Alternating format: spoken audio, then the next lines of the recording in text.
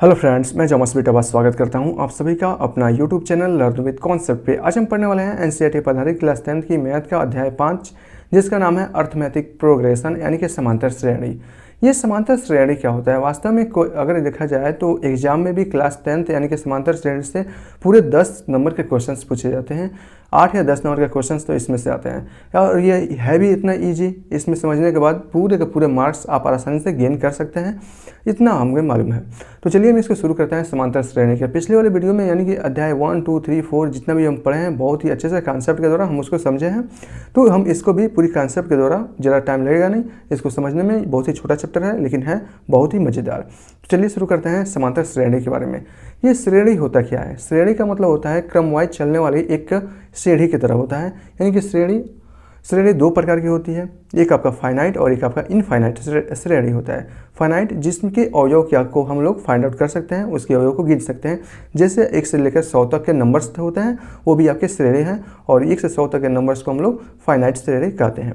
वही नंबर्स आपका 1 से इनफाइनाइट तक हो जिसके अवयव को आप गिन नहीं सके, उस प्रकार के श्रेणी को हम लोग कह सकते हैं कि ये हमारा हमेशा इनफाइनाइट श्रेणी है। ठीक है ना? तो सोचने वाली ये बात है कि मैंने सबसे कहा कि 1 से 100 तक की श्रेणी, यानी कि अगर 1 से 100 तक का अगर नंबर्स लिख दिए जाए तो ये भी आपकी एक श्रेणी बनती है।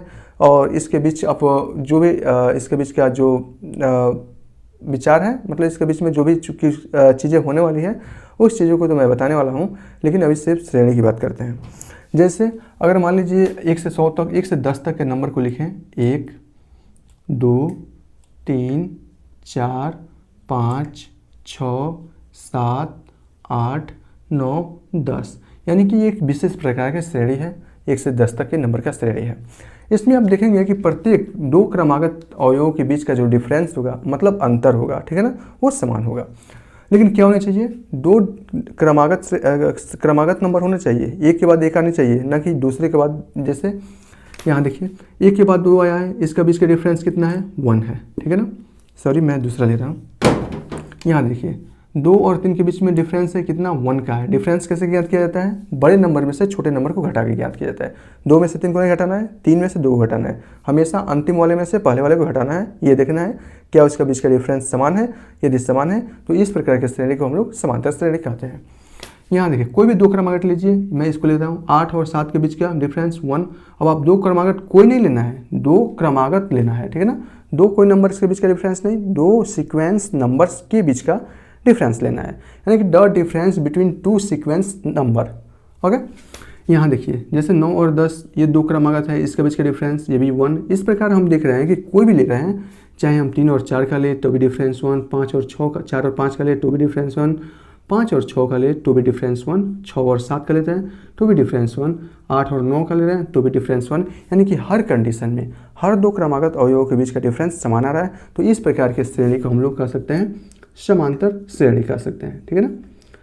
इस प्रकार की श्रेणी समांतर श्रेणी, जैसे इंग्लिश में अर्थमेटिक प्रोग्रेशन बोलते हैं, इसे एपी से प्रदर्शित किया जाता है। यानी कि अगर कोई श्रेणी एपी में है या जीपी में है, एपी कह रहा है, इसका मतलब अर्थमेटिक प्रोग्रेशन समांतर श्रेणी में होगा। ये श्रेणियाँ बनती कैसे है, क्या आपको मालूम है? चलिए मैं आपको एक बताता हूँ। मान लीजिए हर मंथ आप क्या करते हैं कि अपने खाते में 100 रुपया, यानी कि आप एक गुल्लक रखे हैं, उस गुल्लक में एक महीना में आपने क्या किया? 100 रुपये रखा है। ठीक है ना? 100 रुपया रखा है। अब आप क्या करते हैं, इस 100 रुपया मतलब हर मंथ आप क्या करते हैं, इसमें 50 रुपये ऐड करते जाते हैं। यानी कि आपको गुल्लक है, 2 साल के लिए गुल्लक रखिए या 1 साल के लिए गुल्लक रखिए। चलिए हम 1 साल के लिए रखते हैं। तो 1 साल में 12 महीने होते हैं। ये क्या कर रहा है, अब हर महीना इस गुल्लक में 50-50 रुपये बढ़ा रहा है। कितना रुपया बढ़ाया? तो अगले महीना में क्या हो जाएगा? 150 रुपया हो जाएगा।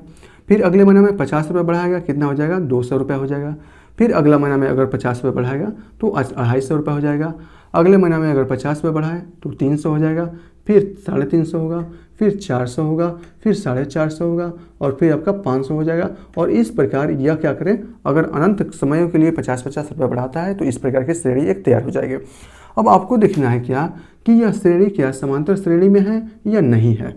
तो उसके लिए क्या करना है, कोई भी दो क्रमागत नंबर लेना है। याद रखिएगा, दो क्रमागत नंबर लेना है, दो कोई भी नंबर नहीं लेना है।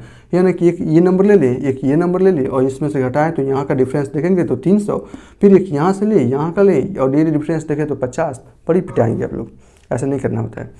हमेशा कैसे करना है, दो क्रमागत नंबर लेना है, दो क्रमागत के बीच का डिफरेंस को देखना है। तो यहाँ देखिए मैं कोई भी दो क्रमागत ले रहा हूँ, 250 और 300 के बीच का डिफरेंस कितना है, 50। चलिए बढ़िया है। मैं और कोई भी दो क्रमागत ले रहा हूँ, 4 और 450 के बीच का डिफरेंस कितना है, 50।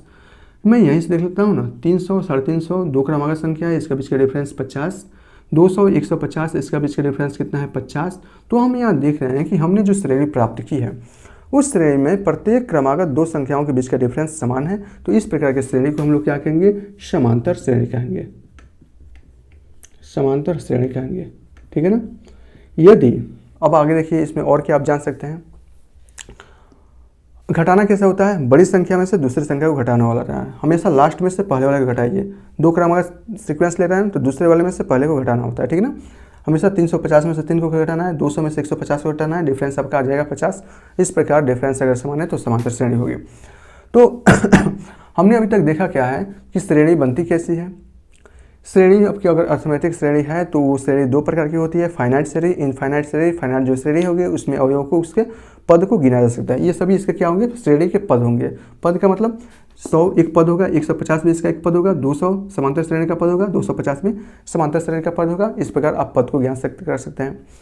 इसका जो पहला अवयव होता है यह इसका प्रथम पद कहलाता है, ठीक है ना, प्रथम पद कहलाता है। अगर आप इसको हम लोग स्मॉल ए से प्रदर्शित करते हैं, ठीक है ना, ओके। इसके बीच का जो अंतर होता है यानी कि दो क्रमागत अवयवों के बीच, दो क्रमागत पदों के बीच का जो डिफरेंस होता है, मैं यहाँ पे लिख देता हूँ, ये आपका प्रथम पद होता है। और दो क्रमागत अवयवों के बीच का डिफरेंस जिसे हम लोग कहते हैं सार्वनुपात कहते हैं, ठीक है ना, सार्वनुपात कहते हैं, ठीक है ना, सार्वनुपात कहते हैं। इसे हम लोग स्मॉल डी से प्रदर्शित करते हैं, ठीक है ना। यहाँ देखिए प्रथम पद यानी कि समांतर श्रेणी का पहला पद इसका प्रथम पद कहलाता है। अगर आपसे सार्वंतर पूछेगा वो आपका है डी। ये क्या होता है, इसको कह सकते हैं दो क्रमागत पदों के बीच का डिफरेंस,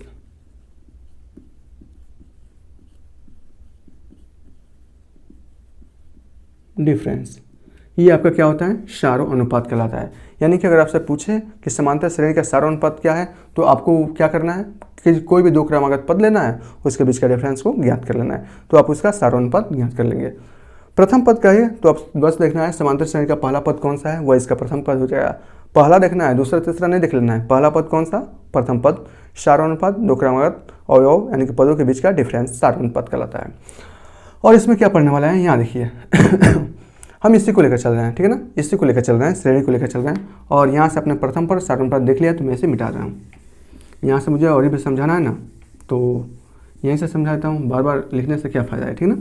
श्रेणी कितने प्रकार की होती है, दो प्रकार की होती है। कौन कौन से, एक आपका फाइनाइट, दूसरा आपका इनफाइनाइट, यानी कि आपका परिमित श्रेणी, परिमित समांतर श्रेणी, अपरिमित समांतर श्रेणी, ठीक है ना। तो अब हमें इस यहाँ से क्या देखने वाला है, यहाँ देखिए अगर मान लीजिए कोई एक समांतर श्रेणी है और उस समांतर श्रेणी का पांचवा पद निकालना है तो आप कैसे निकालेंगे। किसी भी श्रेणी का पद निकाला जा सकता है, कब निकाला जा सकता है, जब उसका प्रथम पद और उसके बीच का सर्वांतर दिया गया है तो, ठीक है ना। ये एक श्रेणी है, इसका बीच प्रथम पद दिया गया है, क्या है इसका प्रथम पद, ए इक्वल टू दिया गया है आपका 100 और इसका सार्वनुपात डी कितना दिया गया है, सार्वंतर कितना दिया गया है, सॉरी वहाँ पे मैंने सार्वनुपात लिख दिया ना, सॉरी उसको मिटाकर सार्वअंतर लिख लीजिएगा, ठीक है ना। सार्वनुपात गुणोत्तर श्रेणी में होता है, सार्वअंतर समांतर श्रेणी में होता है, ठीक है ना। यहाँ देखिए इसका सार्वअंतर कितना दिया गया है, 50 दिया गया है। अगर हम चाहें तो इस श्रेणी का पांचवा पद यानी कि ये वाला पद ज्ञात करना चाहते हैं और हमें सिर्फ ये दो ही पद दिए गए हैं, कौन सा, इसका प्रथम पद, ठीक है ना, और उसके बीच का सार्वअंतर दिया गया है, तो हम उसका पांचवा पद या 10वां पद या 20वां पद भी ज्ञात कर सकते हैं। कैसे ज्ञात कर सकते हैं, है ना मज़ेदार, बहुत मज़ेदार है। यहाँ ध्यान से देखिएगा, ध्यान से यहाँ देखिएगा, क्या देखना है, अच्छा ये क्या है, ये आपका है प्रथम पद, ठीक है ना, ये आपका प्रथम पद है। इसके बीच में कितने डिफरेंस है, पांचवा पद निकालना है ना, तो पांचवा पद हम लोग कैसे निकालते हैं, अगर किसी भी श्रेणी का पांचवा पद निकालना हो तो आपको क्या बस क्या करना है, अगर पांचवा पद देखिए यहाँ से पांचवा पद निकालना है तो पांचवा पद के लिए आपको क्या करना है कि प्रथम पद को जोड़ना है ए और प्लस करना है, ठीक है ना। एक पद तो यहाँ हो गया, अब आपको क्या करना है, इसका जो सार्वअंतर होगा यानी कि जो डी होगा उसमें आपको 4 से गुणा कर देना है। तो यहाँ से 4 पद तो यहाँ से निकल जाएगा और एक पद आपका प्रथम पद है। इस प्रकार दोनों को जोड़ने से आप पांचवा पद निकाल सकते हैं, है ना मज़ेदार। चलिए दिखाते हैं यहाँ कैसे।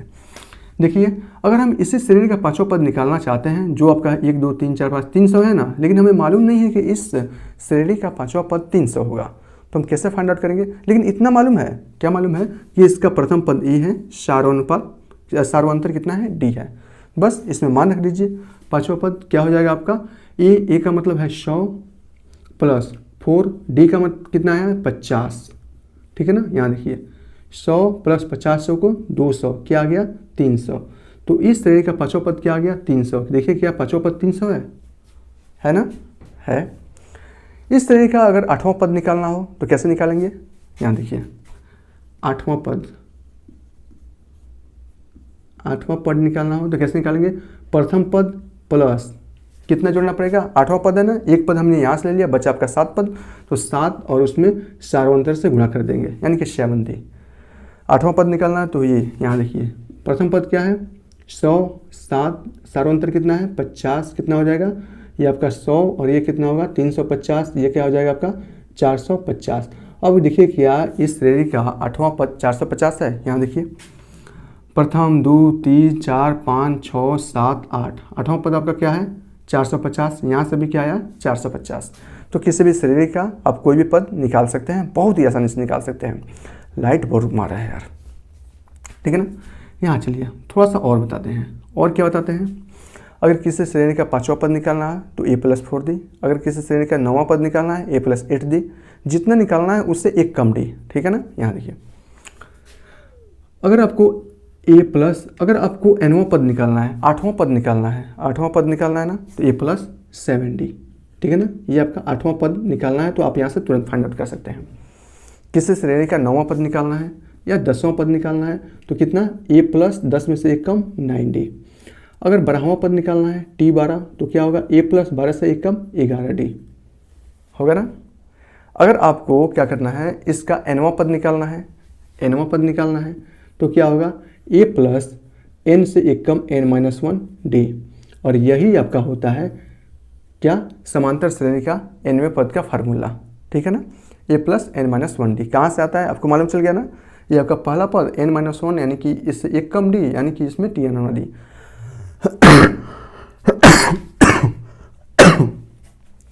सॉरी, यहाँ देखिए कितना आसान है ना इसका nवां पद ज्ञात करना। हम nवां पद ज्ञात कर सकते हैं। अगर किसी का 50वां पद ज्ञात करना हो a+49d, 20वां पद ज्ञात करना हो a+19d, 28वां पद ज्ञात करना हो a+27d, 10वां पद ज्ञात करना हो a+9d, 8वां पद ज्ञात करना हो a+7d, nवां पद ज्ञात करना हो a+n-1d। और यही है आपका समांतर श्रेणी का nवें पद का फार्मूला, व्यापक समांतर श्रेणी का व्यापक समीकरण क्या होता है, tn बराबर a+n-1d। तो बस इतने की मदद से आप अपनी प्रश्नावली 5.1 के सभी क्वेश्चंस आसानी से कर सकते हैं। चलिए हम इसमें से कुछ क्वेश्चंस है मैं आपको करा देता हूँ। हालांकि वो क्वेश्चंस को कराने की ज़रूरत नहीं है, लेकिन मैं आपको फिर से करा देता हूँ। श्रेणी कैसे बनती है ये भी आपने देख लिया ना। बस कैसे बनने चाहिए, पहले वाला पद मिलना चाहिए और पहले वाला पद में समान अंतर यानी कि उसमें समान कांस्टेंट वैल्यू जुड़ते जाना चाहिए। प्रत्येक दो क्रमागत संख्याओं के बीच में वही संख्याएं जुड़ती चली जाना चाहिए। वही आपका समांतर श्रेणी का विकास करता है। जैसे एक और एग्जाम्पल के द्वारा अगर हम श्रेणी बनाना चाहें तो मैं यहाँ पर श्रेणी बनाता हूँ, ठीक है ना। जैसे मान लीजिए आपका श्रेणी होता है ना, सीढ़ी होता है, या चाहें तो आप कुछ भी ले सकते हैं। जैसे मैं यहाँ पर गोलक से समझाया हूँ, सीढ़ी का समझाता हूँ, ठीक है ना। आपके पास एक सीढ़ी है, ठीक है ना, सीढ़ी है। सीढ़ी का जो पहला वाला सीढ़ी में क्या होता है, बहुत सारे लकड़ियाँ जुड़ी रहती है ऊपर से नीचे जाने के लिए या नीचे से ऊपर आने के लिए। जो सीढ़ी का जो प्रथम लकड़ी है वो आपका 3 मीटर का है, जो दूसरी है वो बढ़ाकर 4 मीटर का हो गया है, ठीक है ना। 3 6 कर दे रहा है ना, 6 का हो गया। जो तीसरी सीढ़ी है यानी कि जो तीसरा पाया रखा गया है वो आपका 9 सेंटीमीटर का है। जो चौथा पाया रखा गया है वो आपका 12 सेंटीमीटर का है। पांचवा पाया रखा गया है वो आपका 15 सेंटीमीटर का है। छठा जो उसका लगा हुआ है वो आपका 18 सेंटीमीटर का है। तो क्या आपको बताना है कि ये जो पाया लगा गया है वो क्या समांतर श्रेणी में लगा गया है। तो आपको सबसे पहले क्या करना है कि इसके बीच का सार्वंतर देखना है। किसके बीच का, दो क्रमागत संख्याओं के बीच का सार्वंतर देखना है। तो दो क्रमागत के बीच का सार्वंतर देखेंगे तो सब में कितना आ रहा है, 3 3 आ रहा है। इसका मतलब सार्वंतर समान है। जब सार्वंतर समान है तो वह श्रेणी किस प्रकार की श्रेणी होगी, समांतर श्रेणी होगी। इस प्रकार श्रेणी का हम लोग का विकास करते हैं। तो मैं इसे मिटा देता हूँ और चलते हैं हम लोग क्वेश्चंस पर, देखते हैं क्वेश्चंस क्या है, ठीक है ना।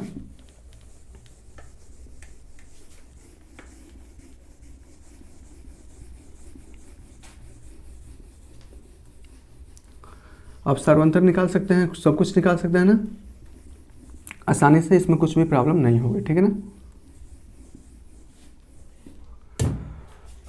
बुक्स कहाँ गया भाई?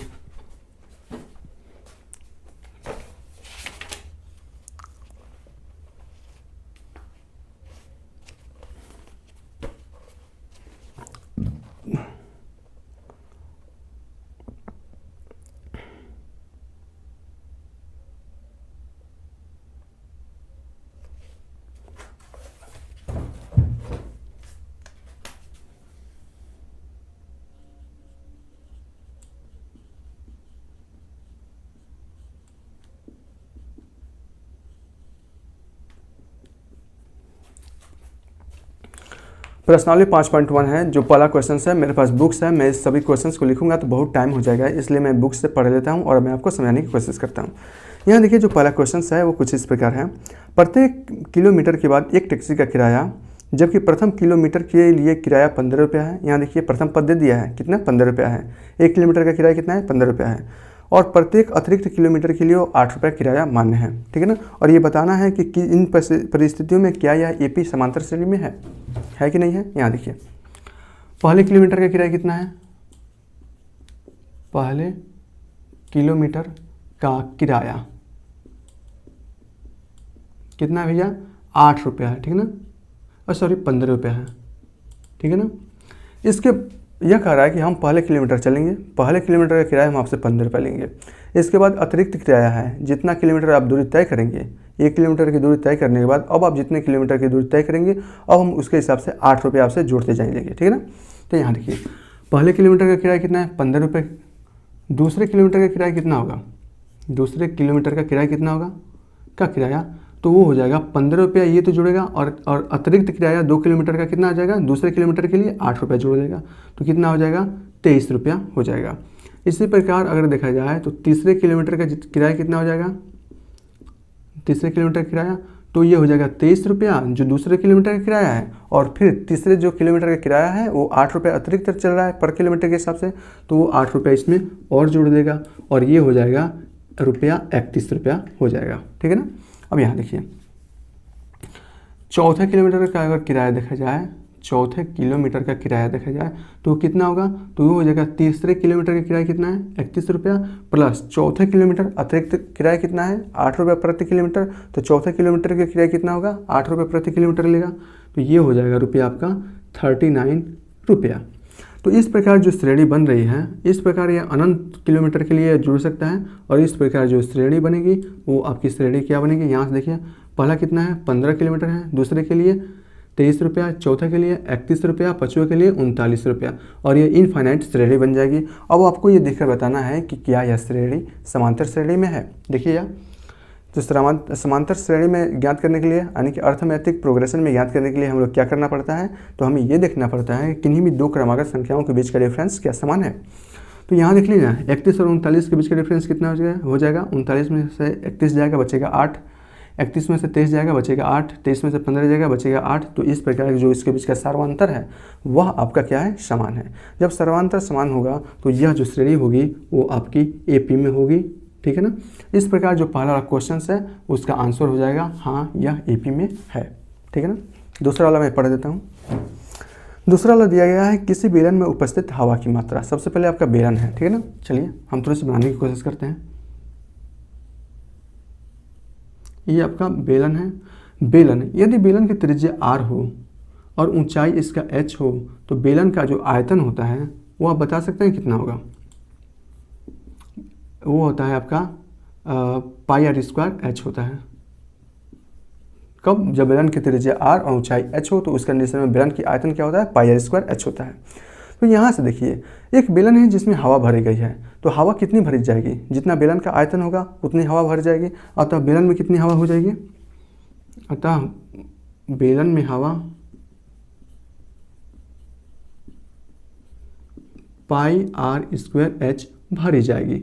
कब होगी, कब भरी जाएगी, जब आपका बेलन का ऊंचाई h और त्रिज्या r हो तब भरी जाएगी। ठीक है ना। अब ये क्या कर रहा है, यह कर रहा है कि अब यहाँ देखिए, जबकि वायु निकालने वाला पंप जो है प्रत्येक बार में शेष हवा का 1/4 भाग बाहर कर देता है। तो पहली बार में हवा तो इतना है, कितना है, पाई आर स्क्वायर है। दूसरी बार में हवा कितना बाहर निकाल देता है, दूसरी बार में हवा पंप द्वारा निकाली गई हवा, पंप द्वारा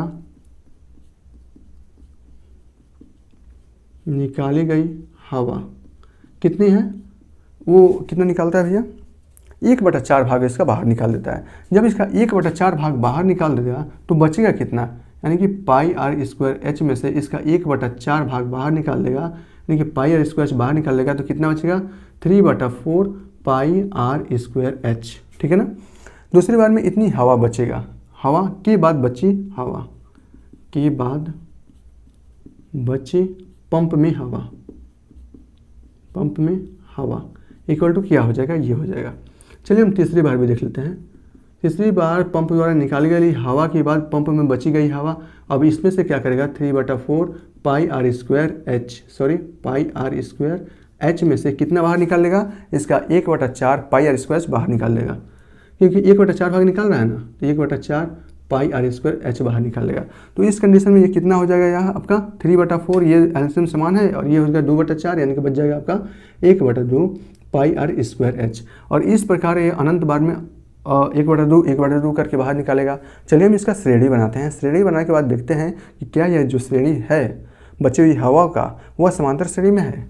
तो श्रेणी इसका किस प्रकार बनेगा, यहाँ देखिए श्रेणी बनेगा, किस प्रकार बनेगा इसको देखना है। तो पहली बार में कितनी हवा है, पाई आर स्क्वायर एच हवा है। दूसरी बार में कितनी बची, 1/4 भाग निकालने के बाद, तो ये बची 3/4 पाई आर स्क्वायर एच बची। तीसरी बार में 1/2 निकालने के बाद कितनी बची, तो बची 1/2 पाई आर स्क्वायर और एच बची। और इस प्रकार इसका इनफाइनाइट अर्थमेटिक प्रोग्रेशन यानी कि श्रेणी चलता जाएगा। ठीक है ना। तो अब ये देखना है कि ये जो श्रेणी है समांतर श्रेणी में है या नहीं है। तो हम कैसे पता करेंगे, हम ऐसे ही पता करेंगे जैसे पता करते हैं, कैसे, सार्वंतर, दो क्रमागत संख्याओं के बीच को सार्वंतर को घटाकर पता करते हैं। दो संख्या के बीच का सार्वंतर कैसे निकालते हैं, बड़ी संख्या में से छोटी संख्या को घटा कर निकालते हैं। तो इन दो बीच के सर्वांतर निकाल लेते हैं, फिर इन दो बीच का सर्वांतर निकालेंगे, देखेंगे समान है तो यह समांतर श्रेणी में होगा, नहीं है तो नहीं होगा। चलिए हम इसको देखते हैं। तो इसमें से जब हम निकालेंगे 3/4 पाई आर स्क्वायर एच में से पाई आर स्क्वायर एच, तो ये आपका सर्वांतर निकल जाएगा डी, और जिसका मान होगा, यहाँ देखिए, यहाँ बचेगा 4 एकम 4, 3 में से 4 जाएगा तो minus pi r square h, ये बच रहा है सर्वांतर। इसमें से निकालते हैं ना, डी इक्वल टू, तो ये है आपका 1/2 पाई आर स्क्वायर एच, ये आपका D2, ये आपका D1, यानी कि सर्वांतर तो समान होता है ना, तो D1 इक्वल टू D2 ही कर लेते हैं।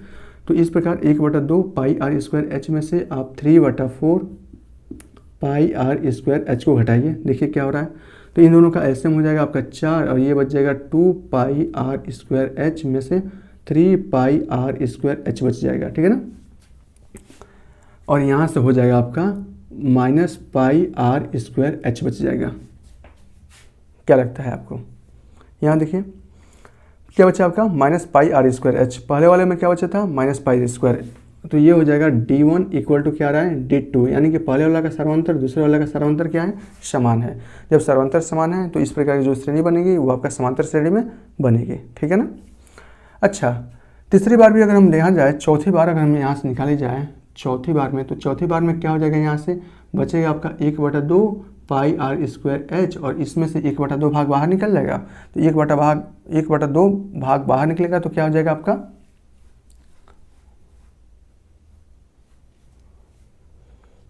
कितना बाहर निकलता है यार, इसका 1/4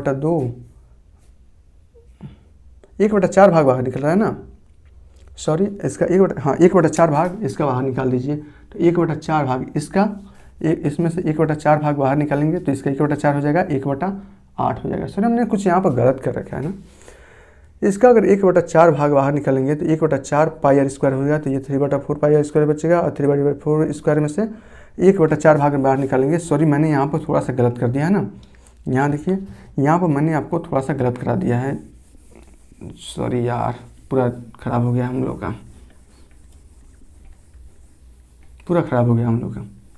यहाँ देखिए पहली बार में हवा कितना है, पंप में भरी हुई हवा पाई आर स्क्वायर एच है। जब दूसरी बार में पंप द्वारा निकाली गई हवा पंप की हवा में से और खुद का 1/4 भाग बाहर निकलता है ना, तो इसमें से एक पाई आर स्क्वायर एच में से खुद का 1/4 यानी कि 1/4 पाई आर स्क्वायर एच बाहर निकलेगा, बचेगा 3/4 पाई आर स्क्वायर एच, ठीक है ना। और तीसरी बार यहाँ देखिए, तीसरी बार जब पंप द्वारा निकाली गई हवा खुद का अगर 1/4 भाग निकाल दे तो उसके बाद पंप में बची हुई हवा जो होगा वो क्या हो जाएगा 3/4 पाई आर स्क्वायर, और खुद का कितना 1/4 निकालेगा। जब इसका खुद का 1/4 निकालेगा तो इसका मतलब हो जाएगा 1/4 3/16 पाई आर स्क्वायर एच। और इस प्रकार जो इसका मान आएगा वो आ जाएगा, इसका लघुत्तम 16 हो जाएगा और 4 3 12 और 12 में से 3 जाए बचेगा आपका 9/16 पाई आर स्क्वायर एच हो जाएगा, ठीक है ना। इसी प्रकार अगर चौथी बार देखा जाए तो पंप में कितनी हवा बच जाएगी, पंप में बच जाएगी इसके 9/16 और पाई आर स्क्वायर एच, और खुद का 1/4 निकालेगा तो यहाँ खुद का 1/4 हो जाएगा 16 चौको 64 और 9/64 और ये हो जाएगा पाई आर स्क्वायर एच। और इस प्रकार जो आएगा दोनों का ऐसे में जाएगा 64 और 16 चौको 64, 4 9 36 में से 9 जाएगा, बचेगा आपका 27/64, 27/64 यहाँ से देखिए, और ये हो जाएगा आपका पाई आर स्क्वायर एच, ठीक है ना। और इस प्रकार ये अनंत के लिए आप ज्ञात कर सकते हैं, तो इसका मान क्या आएगा अनंत आएगा। अगर हम इसका श्रेणी बनाया जाए, यही तो है, अगर एक गड़बड़ाएंगे तो सब गड़बड़ हो जाएगा, तो इसका श्रेणी क्या बनेगा, सबसे पहले हवा उसमें से कितना थी पाई आर स्क्वायर एच था, उसके बाद से जो हवा बची वो कितना आया आपका 9/16 और पाई आर स्क्वायर एच। तीसरी बार कितनी हवा बचेगा आपका, और सॉरी ये आपका दूसरी बार आपका ये बच जाएगा ना 3/16, सॉरी ये आपका पहली बार, दूसरी बार ये बच जाएगा 3/16 और पाई आर स्क्वायर एच। चौथी बार आपका क्या बचेगा 9/16 पाई आर स्क्वायर एच, और चौथी बार क्या बच जाएगा 27/64 और ये पाई आर स्क्वायर एच। और इस प्रकार अनंत के लिए आप श्रेणी बना सकते हैं। बस ये जांचना है कि अब जो हवा बची है पंप में वो वास्तव में समांतर श्रेणी के क्रम में घट बढ़ रही है कि नहीं। उसके लिए आपको क्या करना चाहिए, सार्वंतर ज्ञात करना पड़ेगा, यानी कि सार्वंतर आप आसानी से ज्ञात कर सकते हैं। चलिए हम इसका सार्वंतर ज्ञात करना है D1, ठीक है ना। इन दोनों को घटा के लिखते हैं तो इसमें से हो जाएगा 3/16 पाई आर स्क्वायर एच में से पाई आर स्क्वायर एच घटाएंगे तो ये हो जाएगा 16 में से 16 कम 16, 3 में से 16 जाओ -13 पाई आर स्क्वायर एच बच जाएगा। D2 कोई से भी दो क्रमागत संख्याओं को घटा लीजिए। चलिए हम इसको और इसको घटाते हैं तो ये हो जाएगा 9 में से 3 जाएगा, बचेगा आपका यहाँ देखिए 9/16 पाई आर स्क्वायर एच और यहाँ से 3/16 पाई आर स्क्वायर एच, और यहाँ से हो जाएगा 9 में से 3 जाएगा, दोनों का क्या है हर समान है ना, तो अंश को घटा दिया जा सकता है। तो 9 में से 3 जाएगा, बचेगा आपका 6 पाई आर स्क्वायर एच बटा 16, या इसको लिख सकते हैं 3/8 पाई आर स्क्वायर एच। यहाँ देखिए इसका सर्वांतर तो अगर समान आता तो उस कंडीशन में हम कहते हैं कि ये हमारा समांतर श्रेणी में है। जब सर्वांतर ही समान नहीं आ रहा है तो क्या है समांतर श्रेणी में होगा, नहीं होगा। तो यहाँ पर लिख सकते हैं D1 not equal to D2, अतः AP में नहीं है, नहीं है। इस प्रकार आप इसे कर सकते हैं बहुत ही आसानी से। क्वेश्चन नंबर इसका तीसरा है, वो भी हम देख लेते हैं। इसमें दिया है प्रत्येक मीटर की खुदाई के बाद एक कुआं खोदने में आई लागत, ठीक है ना, जबकि प्रथम मीटर की खुदाई की लागत 150 दे दिया है। चलिए हम इसको करते हैं। यहाँ देखिए मैं इसे मिटा रहा हूँ ना,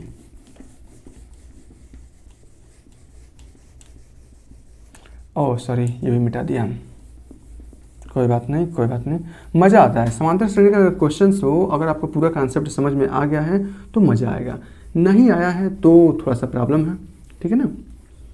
तो आप चलिए करते हैं। क्वेश्चन नंबर तीसरा है ना, क्वेश्चन नंबर तीसरा है यहाँ क्या कहा है, पहले किलोमीटर की खुदाई कितना है, पहले मीटर की खुदाई का लागत,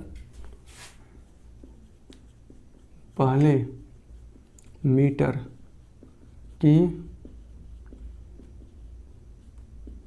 खुदाई का लागत कितना है 150 दिया ना, 150 रुपया है, ठीक है ना, 150 रुपया है।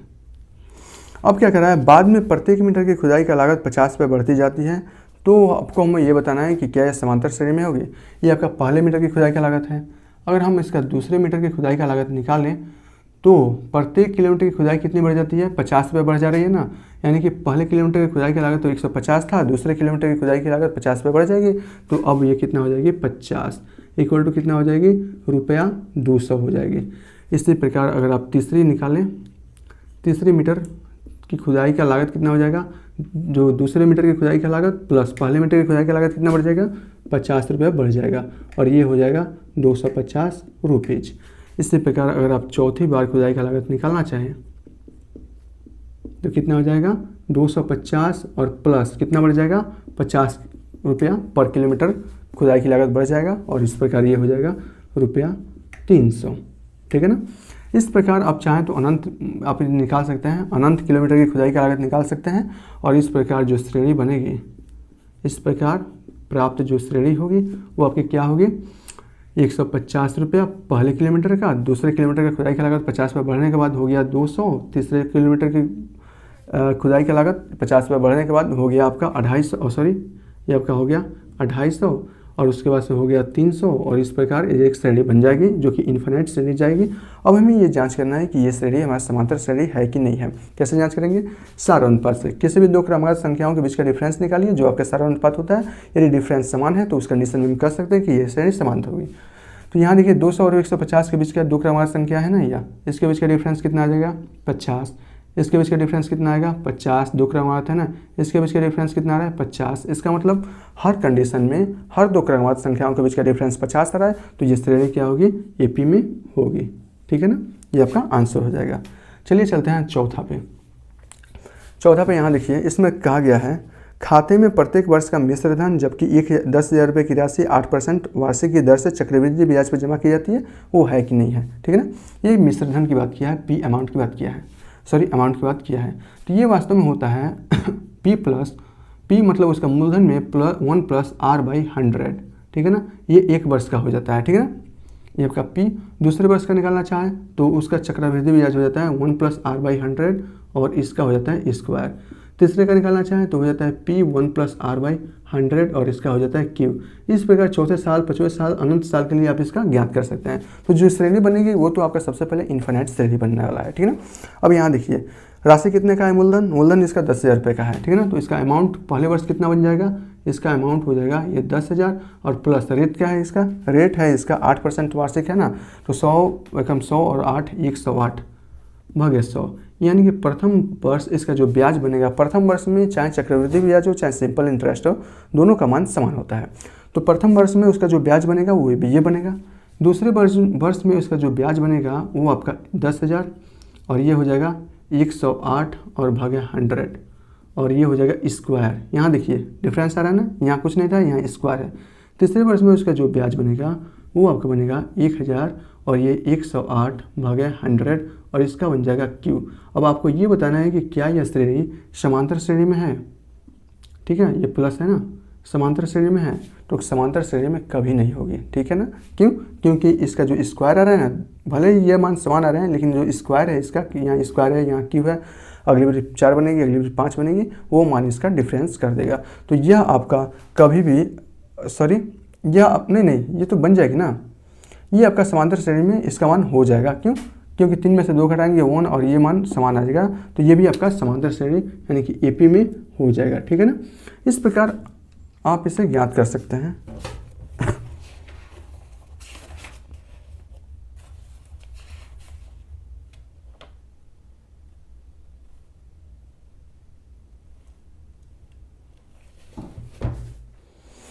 ठीक है ना, तो ये आपका, तो इस प्रकार जो श्रेणी बनेगी वो आपका समांतर श्रेणी में नहीं होगा। ठीक है ना, नहीं होगा। तो ये आपका आंसर था। चलते हैं क्वेश्चन नंबर दूसरा पर, देखते हैं क्वेश्चन नंबर 2 क्या है और उसे कितनी आसानी से कर सकते हैं। यहाँ क्वेश्चन नंबर दूसरा का पहला दिया गया है, दूसरा का जो पहला, दूसरा, तीसरा, चौथा 5 क्वेश्चन दिया गया है। हमें क्या किया है, इसमें इसका प्रथम पद दिया गया है और सार्वंतर दिया गया है और हमें कहा है 4 पद ज्ञात करने के लिए। इसका 4 पद कौन कौन से होंगे। तो सबसे पहले मैंने आपको क्या बताया है कि समांतर श्रेणी का पद ज्ञात करने से के लिए आपको क्या चाहिए, सबसे पहले प्रथम पद चाहिए और उसके बीच में दो क्रमागत संख्याओं के बीच का सर्वांतर चाहिए। तो यहाँ देखिए सर्वांतर तो यहाँ से सब में दिया गया है, प्रथम पद भी दिया गया है, तो हम कोई भी पद ज्ञात कर सकते हैं। दूसरा पद ज्ञात करना चाहें तो हम जानते हैं वो प्लस हो जाएगा a प्लस डी। तीसरा पद ज्ञात करना चाहें a प्लस 2d। चौथा पद ज्ञात करना चाहें a प्लस 3d होगा ना।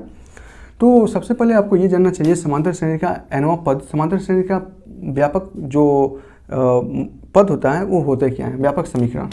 तो हम जानते हैं यहाँ से,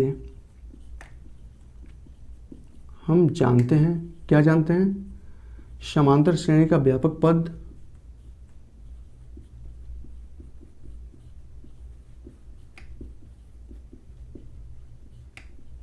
क्या होता है भैया, आपको मालूम है ना, a होता है, a प्लस डी होता है, a प्लस 2d होता है और a प्लस 3d होता है, ठीक है ना। और इस प्रकार ये होता है a plus n minus 1d, और इसको हमने प्रूफ किया था कि ये कैसे होता है, ठीक है ना। यानी कि अगर आपका पास दूसरा पद ज्ञात करना हो तो a पहला पद और उसके बीच का सर्वांतर दोनों को जोड़ दीजिए, आप वो दूसरा पद ज्ञात कर सकते हैं। आपको चौथा पद ज्ञात करना है a प्लस 3d कर दीजिए, पांचवा पद ज्ञात करना है a प्लस 4d कीजिए। इसका मतलब समांतर श्रेणी का क्या होता है, व्यापक पद ये होता है। हमें इसमें 4 पद तक ज्ञात करना है, यानी कि पहला दूसरा तीसरा चौथा पद तक ज्ञात करना है। यानी कि दोनों में देखिए इसमें भी a है, e और d है, e और d का मान दिया गया है, e और d है, a और d का मान दिया गया है, a और d है, a और d का मान दिया गया है। यानी कि हर हाल में हम इन सबको ज्ञात कर सकते हैं। तो इसमें क्या हो जाएगा, इसका अगर 4 पद ज्ञात करना हो तो पहला पद यानी कि e आता है, तो a का मान कितना है, 10 है, ठीक है ना। और उसके दूसरा पद क्या आता है, a प्लस डी आता है, यानी कि प्रथम पद में सर्वांतर को जोड़ दीजिए। पहला पद क्या है, 10, सर्वांतर कितना है, 10 जोड़ेंगे कितना हो जाएगा, 20। अब क्या करना है, a प्लस, यानी कि इसमें क्या करना है, a और प्लस क्या है 2d, यानी कि 2d का गुणा 10 में कर दीजिए, कितना हो जाएगा ये आपका 10 प्लस 20 इक्वल टू कितना हो जाएगा 30, ठीक है ना। तो इस प्रकार आप इससे ज्ञात कर सकते हैं। तो इसका पद कितना आएगा, सब मिलाकर 10, 20 और 30, और दूसरे में क्या आ जाएगा 40, ठीक है ना। जब 3 में 10 से गुणा करेंगे 30 और ये है ना, तो ये 40, ठीक है ना। आप इससे ज्ञात कर सकते हैं। इसका अगर ज्ञात करना चाहें तो इसका मैं डिटेल से कर देता हूं, और ऐसे ही आपको सब करना है, ठीक है ना। यहाँ ये दिया गया है तो प्रथम पद आपको ऐसे लिखना है, ठीक है ना। प्रथम पद a इक्वल टू कितना हो जाएगा 4, द्वितीय पद सब में आपको ऐसे लिखना है, ठीक है ना। द्वितीय पद वो आपका है a प्लस डी, है ना, द्वितीय पद a प्लस डी, और ये हो जाएगा प्रथम पद है a d, और d का मान कितना है -3, और ये हो जाएगा 4 - 3 इक्वल टू हो जाएगा 1, ठीक है ना। तृतीय पद पूछता है, इसका मतलब क्या होता है, a प्लस तृतीय पद क्या है, प्रथम द्वितीय तृतीय 2d, ठीक है ना। और ये है 4 प्लस 2, d का मान है -3, और इस प्रकार 4 और ये -6, और ये हो जाएगा आपका -2। 4 पद तक पूछा है ना, ये हो जाएगा आपका चौथा पद।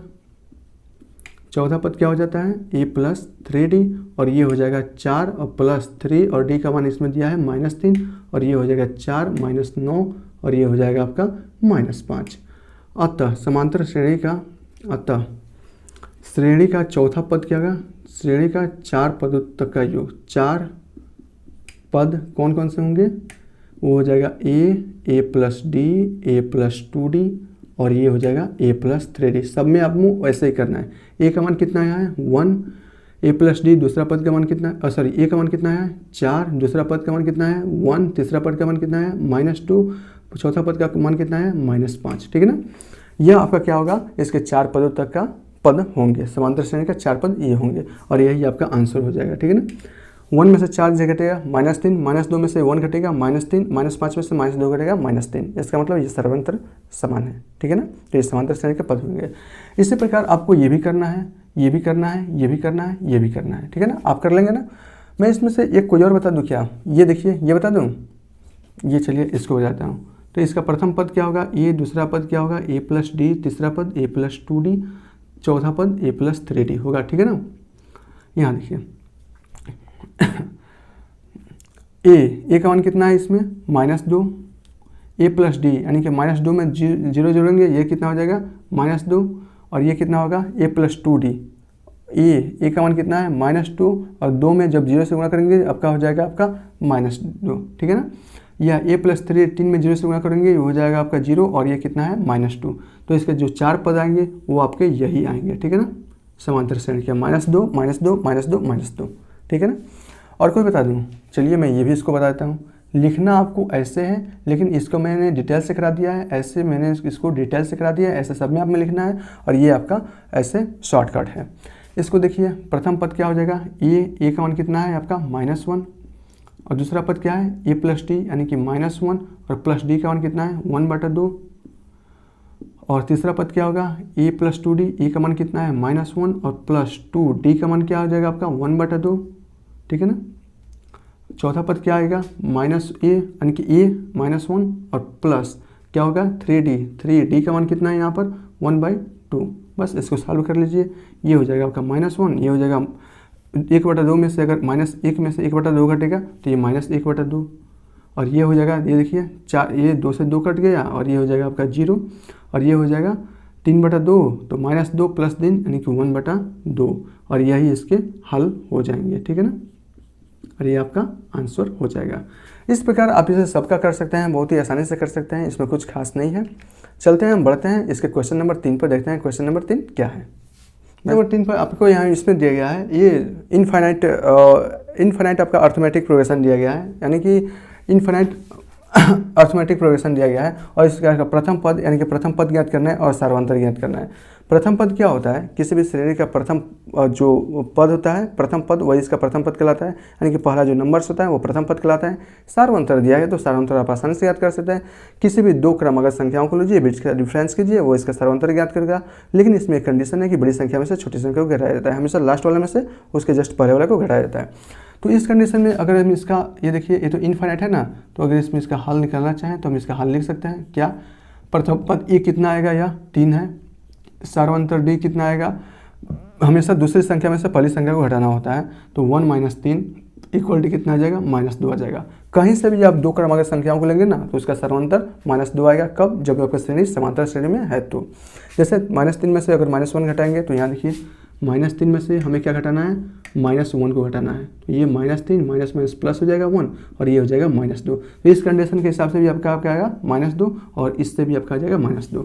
तो इसका प्रथम पद 3, सर्वांतर -2, इसका कीजिए तो इसका हल कितना हो जाएगा, e बराबर कितना आ जाएगा, प्रथम पद इसका कितना है 5 है, सार्वंतर d निकालना है, तो d निकालना है तो किसी भी 2 क्रमागत संख्याओं के बीच का अंतर को घटा लीजिए। मैं इन दोनों को घटा रहा हूँ, तो ये हो जाएगा 3 और माइनस, ये हो जाएगा -1, और ये हो जाएगा 3 + 1 = 4, और यही आपका आंसर हो जाएगा। यहाँ से देखिए 7 में से 3 जाए, बचेगा आपका 4। यहाँ से निकालेंगे तो यहाँ से हो जाएगा प्रथम पद a = 1/3, और सार्वंतर d बराबर निकल जाएगा 5/3 में से 1/3 को घटा लीजिए, तो ये हो जाएगा आपका 2/3, और यही आपका आंसर हो जाएगा, ठीक है ना। सॉरी 5/3 में से 1/3 घटाएंगे ना तो ये हो जाएगा आपका 4/3, ठीक है ना। इसको निकालिए तो यहाँ से हो जाएगा e बराबर हो जाएगा 0.6 है, और सार्वंतर d निकालेंगे तो ये हो जाएगा 1.7 - 0.60 है। इसका मतलब क्या हुआ, 170 में से 60 निकलेगा, बचेगा 110 यानी कि 1.1, और यही इसका सर्वांतर हो जाएगा d, ठीक है ना। ये आपका आंसर हो जाएगा।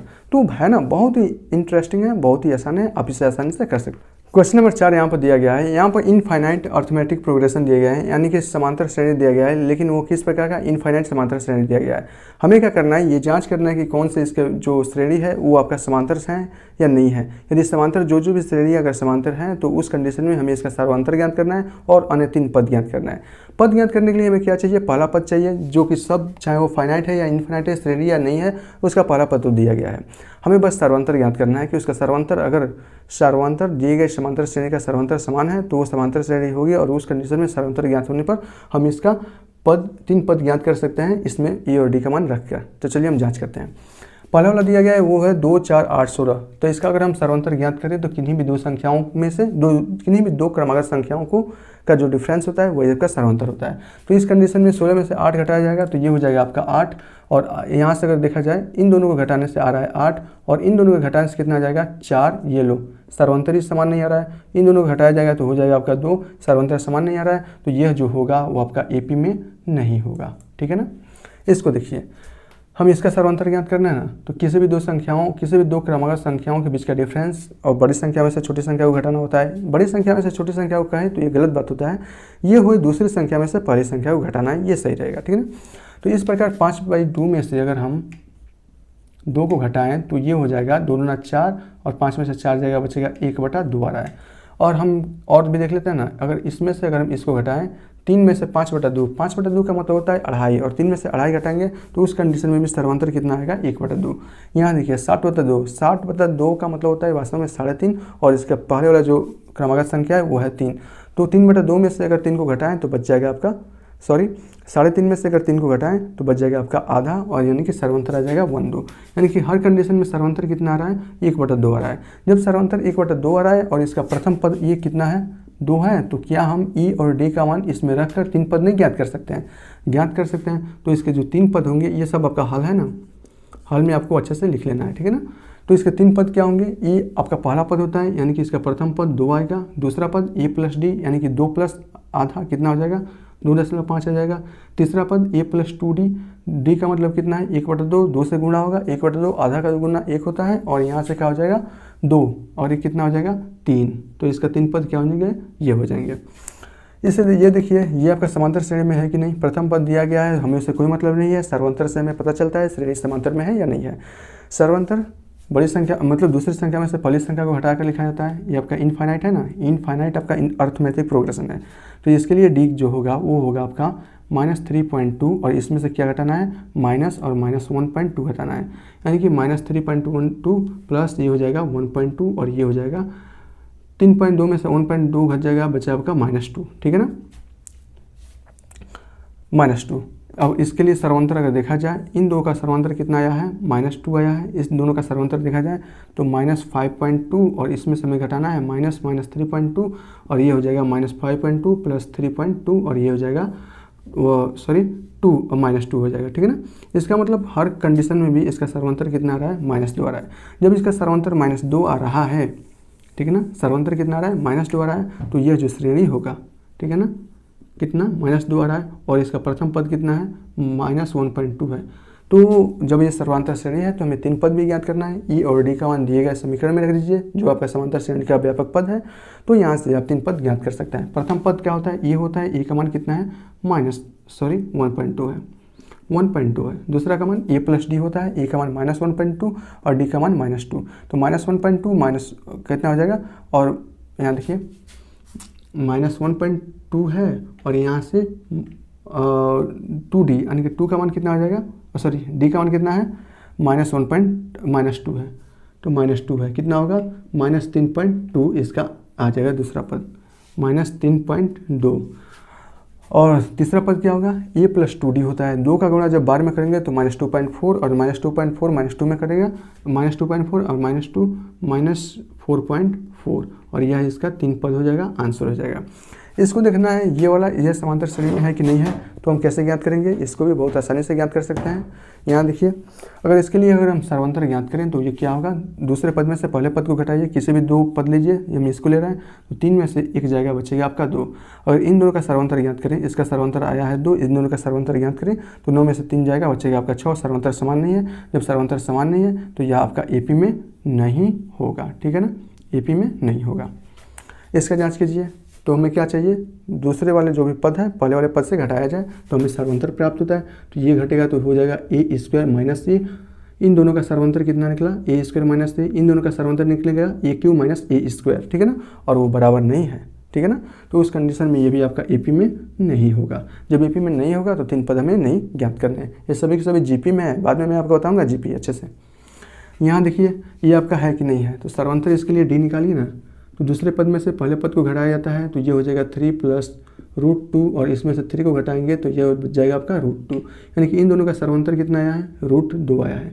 इन दोनों का सर्वांतर देख लीजिए कितना आएगा, तो ये हो जाएगा 3 प्लस 2√2 है ना, 2√2, और इसमें से हम घटा रहे हैं -3 माइनस √2, -3 से +3, 2 से √2 घट जाएगा, बचेगा आपका कितना √2, यानी कि इन दोनों का सर्वांतर भी कितना आ रहा है √2 आ रहा है। इसका मतलब सर्वांतर हर केस में क्या आ रहा है, समान आ रहा है। जब सर्वांतर समान आ रहा है तो इस केस में जो ये इनफाइनाइट अर्थमेटिक प्रोग्रेशन होगा उसका मान क्या होगा, हमेशा क्या होगा, समांतर श्रेणी होगी, और उसका जो सर्वांतर होगा वो आपका √2 होगा। और इसका प्रथम पद ए कितना दिया है 3 दिया है, तो बस ई और डी का मान दिए गए पद में रख दीजिए आपको, और वहाँ से आप इसका 3 पद ज्ञात कर सकते हैं। तो प्रथम पद क्या होगा, इसका प्रथम पद वो आपका ए, और उसका मान कितना आएगा, प्रथम पद का 3 आएगा। दूसरे पद इसका क्या होगा, वो होता है a प्लस डी। ए का मान है 3 और डी का मान है √2। बस तृतीय पद इसका निकालना चाहें तो क्या होगा, a प्लस 2d होता है और a का मान है 3 और 2d का मान कितना है आपका √2 है ना, √2, और ये हो जाएगा 3 प्लस 2√2। इस प्रकार आप इसका 3 पद आसानी से ज्ञात कर सकते हैं। ठीक है ना, यार तो ज्ञात तो था ही, तो सर्वांतर है तो इसका 3 पद यही होगा। ठीक है ना, ये आपका है कि नहीं। अच्छा इसको सॉल्व कीजिए, ये हो जाएगा 1 का स्क्वायर 1, 3 का स्क्वायर 9, 5 का स्क्वायर 25, 7 का स्क्वायर 49। इसका सर्वांतर देखेंगे तो आएगा 8, इसका सर्वांतर देखेंगे तो 25 में से 9 हो जाएगा आपका 16। सर्वांतर समान नहीं है तो ये आपका एपी में नहीं होगा। जब एपी में नहीं होगा तो 3 पद निकालने की जरूरत नहीं है। ठीक है ना, चलिए हम इसका देखते हैं।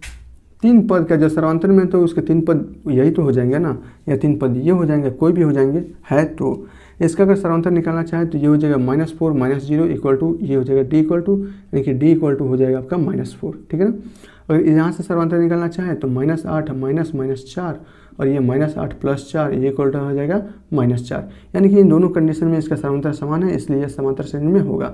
जब समांतर श्रेणी में होगा तो इसके 4 पद आपको निकालना है, तो 4 पद एक है 0 -4 -8 -12, इसके 4 पद हो जाएंगे। इस प्रकार इस प्रश्नावली के सभी प्रश्न यहीं पर समाप्त होते हैं।